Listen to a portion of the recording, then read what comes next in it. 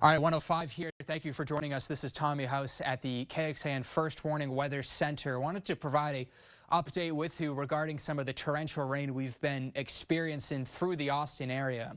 This is a 6-hour loop, so let's wait for this to restart. Starting off around 7 a.m., notice these same areas that have been seeing moderate to heavy rain are still seeing on and off rounds of thunderstorms, numerous lightning strikes, especially southeastern Burnett, clipping western portions of Travis and Williamson County. But this giant plume of heavy rain just worked its way south of the Austin metro, still out toward the lakes and western Travis County and northern portions of Hayes and southern Hayes, where we have another flash flood warning issue. But also eastern Bastrop and a little bit of Lee County now getting some moderate to heavy rain that could see in the coming few minutes an additional warning be issued there. So specifically on Giddings, look at this, just rain stalling for the past 1 to 2 hours or so. So this is a 1-hour loop showing you from down 35, where we originally had the entire 35 corridor under a flash flood warning. Now a little section between Travis and southern Hayes is not in that warning. That doesn't mean another one couldn't be extended. We could still see this rain continue to set up shop.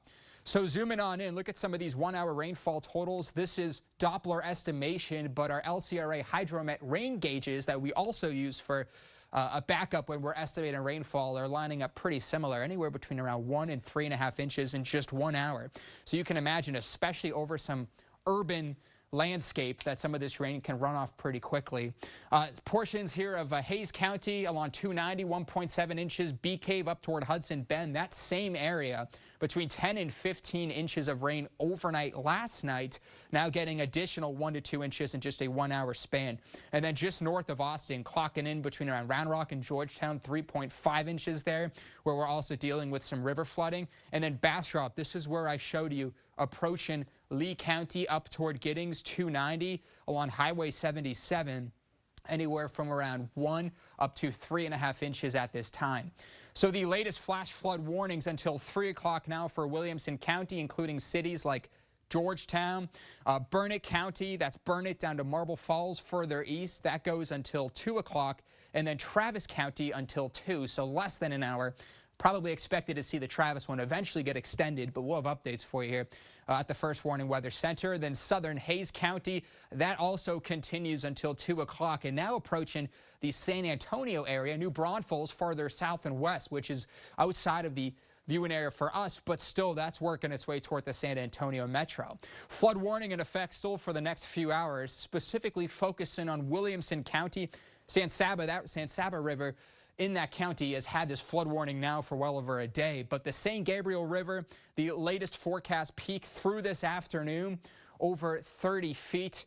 30.9 is the official number there from the NOAA official river forecast. So we're going to be watching this closely. Of course, they've had some river flooding and evacuations that have continued to persist on KXAN.com/weather. We have the latest on the specifics there for people evacuating in Williamson County. So let's put a quick picture of this clouds and radar. Not really lining up too well with the radar, but out of all the computer model data, this one shows the most consistent rain sticking through the afternoon. Here's 3:30. Additional thunderstorm development outside the low from Llano, Lampasas, working down toward Caldwell, Bastrop, and Lee County, and even a little bit of Fayette now, which they were dry yesterday. Now could be seeing some heavy rain.